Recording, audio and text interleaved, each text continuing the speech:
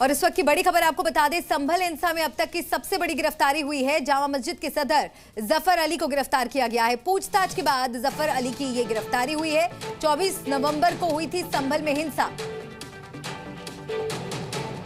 तो आज जफर अली के साथ पुलिस की पूछताछ हुई। संभल हिंसा में ये बहुत बड़ी गिरफ्तारी, कई गंभीर आरोप सदर जफर अली के खिलाफ पाए गए हैं। पूछताछ के बाद जफर अली को पुलिस ने गिरफ्तार कर लिया है और ये आप तस्वीरें भी देख रहे हैं। इजी न्यूज आपको एक्सक्लूसिव तस्वीरें दिखा रहा है। सदर जफर पर अफवाह फैलाने का आरोप था। 24 नवंबर को जो संभल में हिंसा हुई थी उसमें अफवाह फैलाने का आरोप था और संभल हिंसा में ये बड़ी गिरफ्तारी मानी जा रही है। जी मीडिया संवाददाता प्रमोद शर्मा हमारे साथ जुड़ गए हैं ज्यादा जानकारी के साथ। प्रमोद, आज पूछताछ हुई और अब गिरफ्तारी।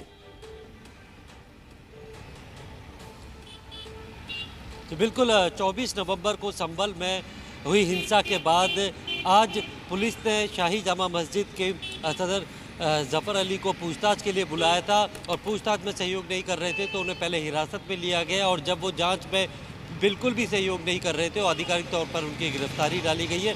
दरअसल जफर अली पर आरोप है कि जब हिंसा हुई उससे पहले इन्होंने लोगों को इकट्ठा किया, अफवाह फैलाई, गलत जानकारियां लोगों के बीच में सर्कुलेट की थी, जिसके बाद जो उपद्रवी थे वो आए, उन्होंने पुलिस के ऊपर पथराव किया, फायरिंग हुई। तो कहीं ना कहीं जो हिंसा फैलाने में एक बहुत बड़ा रोल जो है जफर अली ने निभाया था और इसी की पूछताछ के लिए कि आज उसको समन किया गया था। कई सारे सबूत जो है वो जफर अली के खिलाफ पुलिस को मिल चुके थे।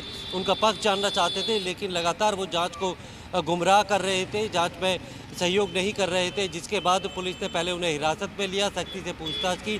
उसके बाद भी वो पुलिस की जो जांच में पूरी तरह सहयोग नहीं कर रहे थे तो उनको गिरफ्तार किया गया है। ये बड़ी गिरफ्तारी है। शाही जामा मस्जिद के सदर अपील कर रहे थे तो काफी पब्लिक हट गई थी लेकिन कुछ पब्लिक नहीं हटी। तो कल आयोग के सामने अरे कल तो एक तो इन्हें जफर अली को पेश होना था, समन आया बाकायदा इनके पास और ये जानबूझ के ये जो है ये चाह रहे हैं कि चुनाव आयोग को, न्यायिक आयोग के समक्ष इनके बयान ना हो। लेकिन कब तक वोट डालेंगे? हम यही लिख के देंगे कि पुलिस ने इसलिए रोका है कि बयान ना हो। इस नजरिए से देखना चाहते हैं। अब वो तो ठीक है, तो जो है संभल प्रशासन जो है वो तनाव कम नहीं करके भड़काना चाहता। तो सदर के भाई क्यों आप इस वक्त सुन रहे थे, उनका पुलिस पर आरोप था, प्रशासन पर आरोप था कि माहौल को बिगाड़ने की कोशिश की जा रही है। और प्रमोद लगातार हमारे साथ जुड़े हुए हैं।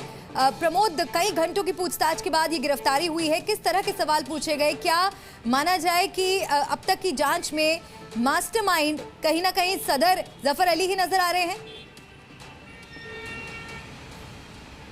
देखिए, सदर जफर अली को जब समन दिया था, पूछताछ में शामिल होने के लिए बुलाया था, तो उनसे पहले पूछताछ करने से पहले जो संभल पुलिस ने उसे पूरा होमवर्क करा था। उनके पास वो सारे एविडेंस थे जिसको दिखाकर उनसे उन्हें जानकारी ली कि जो लोगों ने बोला है कि किस तरीके से उनको जो जानकारी दी गई थी वो सदर जफर अली की तरफ से दी गई थी।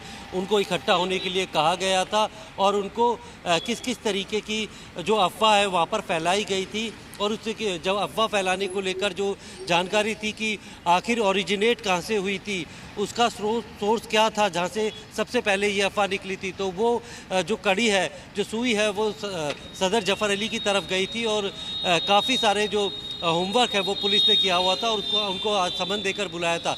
सदर जफर अली से जब पूछताछ की गई थी तो वो अपने ऊपर लगे आरोपों से पूरी तरह नकारते रहे। प्रमोद, मैं लौट रही हूँ आपके पास। इस बीच दर्शकों को ये बड़ी खबर हम बता दें, गिरफ्तारी पर सदर के भाई का बयान आया है। उन्होंने कहा कि प्रशासन नहीं चाहता कि तनाव खत्म हो, संभल का प्रशासन ही भड़का रहा है, संभल में पुलिस तनाव पैदा कर रही है, ये लोग तनाव खत्म नहीं होने देना चाहते।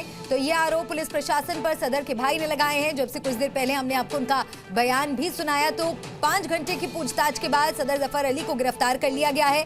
5 घंटे इस हिंसा से जुड़े तमाम सवाल उनसे पूछे गए और बताया जा रहा है कि पुलिस पूछताछ में, जांच में वो सहयोग नहीं कर पाए और अब उन्हें गिरफ्तार कर ले जाया जा रहा है। ये तस्वीरें भी हम आपको घर से 11:15 बजे लेके आई है। कल उन्होंने जो है न्यायिक आयोग के समक्ष उपस्थित होकर बयान देने थे। पुलिस उसे रोकना चाहती है मगर वो जो है अपनी पीसी के बयान से नहीं हटेंगे, बिल्कुल नहीं हटेंगे। कैसे रोकना चाहती है? अरे जब वो उन्हें गिरफ्तार करे तो कैसे कल वो जाएंगे वहाँ आयोग में? वो आयोग में भी हम ये लिख के देंगे कि पुलिस ने गिरफ्तार कर दिया और चुनाव आयोग के समक्ष जो है वो जो है साक्ष्य नहीं हो देना चाहते। 24 तारीख की घटना में पुलिस द्वारा ही गोली चलाई गई थी, वो यही कहेंगे। और जिस वक्त गोली चलाई गई थी उस दिन डीएम साहब भी थे, एएसपी साहब थे, बल्कि डीएम साहब ने उन्हें हेलमेट भी दिया था और बराबर वो अपील कर रहे थे। तो काफी पब्लिक हट गई थी, लेकिन कुछ पब्लिक नहीं हटी थी। संभल हिंसा पर एक्शन, शिकंजे में सदर, मस्जिद का सदर अब एसआईटी की नजर, हिरासत में पूछताछ, उगलेंगे कई राज।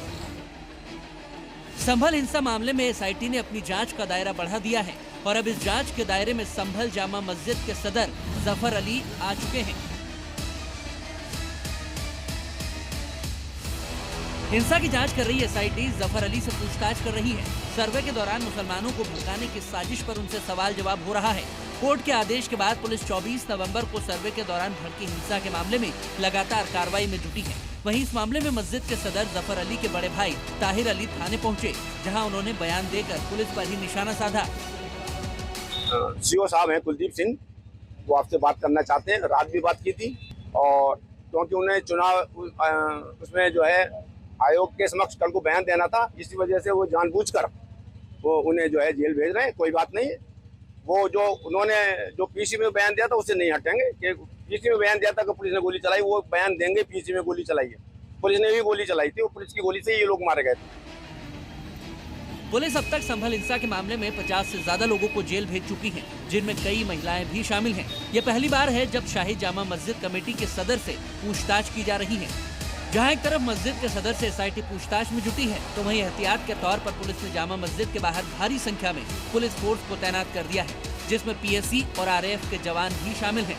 सदर को पूछताछ के लिए एसपी और सीओ सदर अनुज चौधरी ने बुलाया था।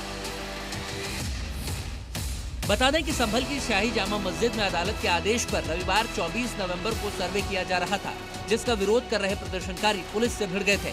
इस दौरान 4 लोगों की मौत हो गई थी। इस हिंसा, गोलीबारी और पथराव में उप जिलाधिकारी रमेश चंद्र समेत 20 लोग भी जख्मी हुए थे। हिंसा के बाद इलाके में तनाव को देखते हुए संभल में इंटरनेट भी बंद किया गया था। बवाल के बाद से ही पुलिस प्रशासन ने लगातार एक्शन लिया और आरोपियों पर ताबड़तोड़ कार्रवाई की जा रही है। हिंसा के बाद से कई ऐसे आरोपी हैं जो अब तक फरार चल रहे हैं। ब्यूरो रिपोर्ट, जी मीडिया।